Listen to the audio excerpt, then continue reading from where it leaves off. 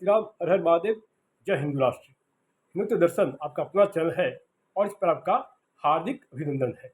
और मित्रों, आज के समय कुछ बात का दुष्प्रचार किया जा रहा है और दुष्प्रचार इस बात का किया जा रहा है कि बाबर को भारत पर आक्रमण करने के लिए महाराणा सांगा ने आमंत्रित किया था। महाराणा संग्राम सिंह को ही महाराणा सांगा के नाम से भी जाना जाता है। और जो भी ऐसी बातें कर रहे हैं, मैं समझता हूँ इतिहास का तनिक भी ज्ञान नहीं है। और मित्रों, आज इस बात को प्रमाणित करने के लिए कि बाबर को भारत पर आक्रमण करने के लिए किसने पत्र लिखा था, किसने बाबर को भारत पर आने का न्योता दिया था, निमंत्रण दिया था, इस बात को बताने का कार्य कर रहा हूँ। बाबर को भारत पर आक्रमण करने का आमंत्रण देने वाला इब्राहिम लोदी के दो चाचा थे। इब्राहिम लोदी के दो चाचा थे, एक थे दौलत खान लोदी और दूसरे थे आलम खान लोदी।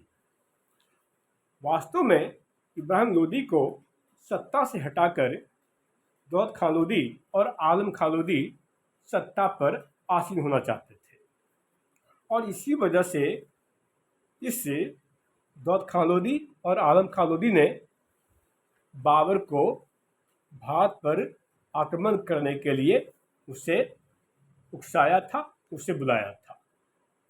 ज्ञात हो कि मुगल वंश से पहले दिल्ली सल्तनत पर 4 वंशों का शासन था। पहला था गुलाम वंश, दूसरा था खिलजी वंश, तीसरा था तुगलक वंश, चौथा था सैयद वंश और पांचवा था लोदी वंश।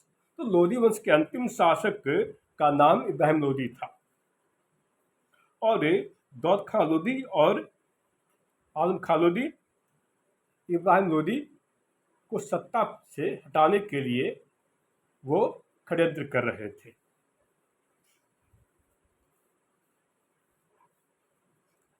आखिर महाराणा संग्राम, जिन्हें हम सभी महाराणा सांगा के नाम से जानते हैं, वो बाबर को भारत पर आक्रमण करने के लिए क्यों आमंत्रित करेंगे?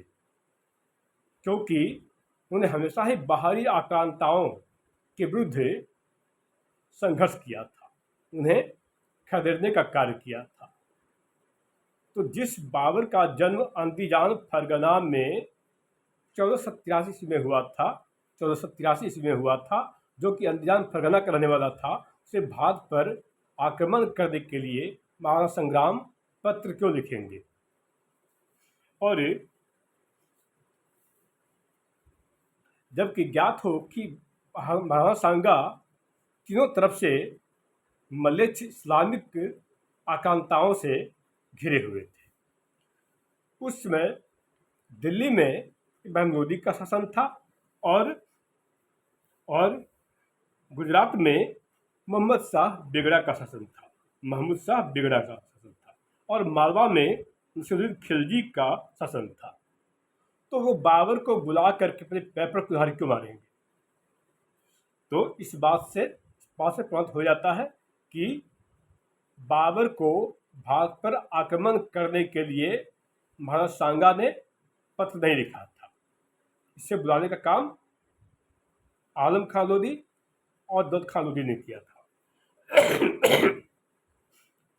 एक आंख न होने, एक पैर के न होने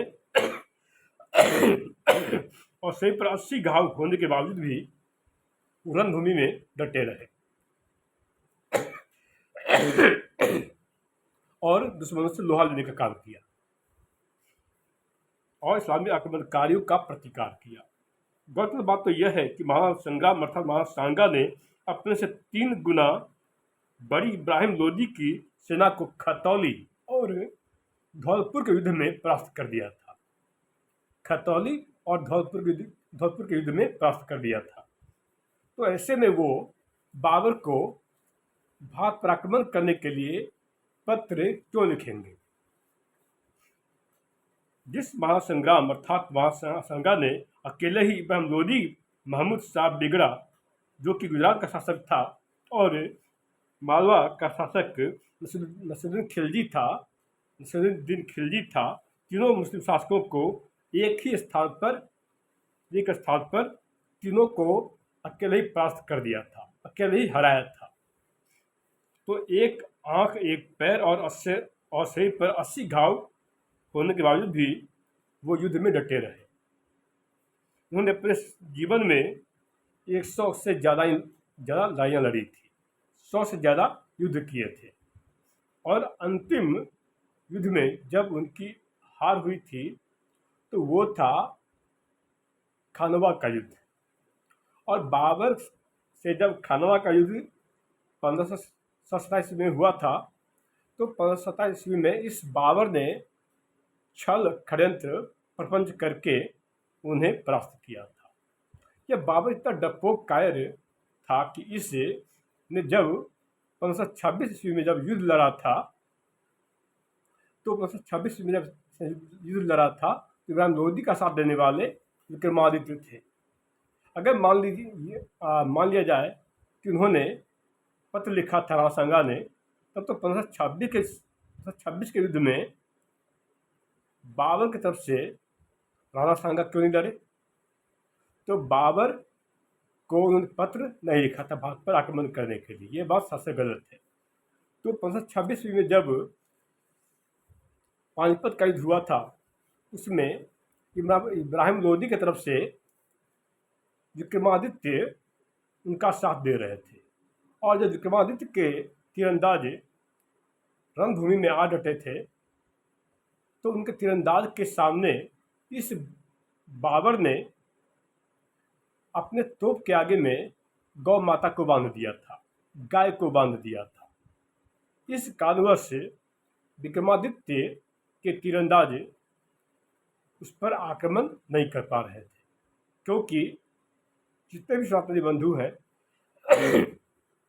हिंदू ये जानते हैं कि गौ को हम सब सनातनी माता के रूप में पूजते हैं, माता मानते हैं, और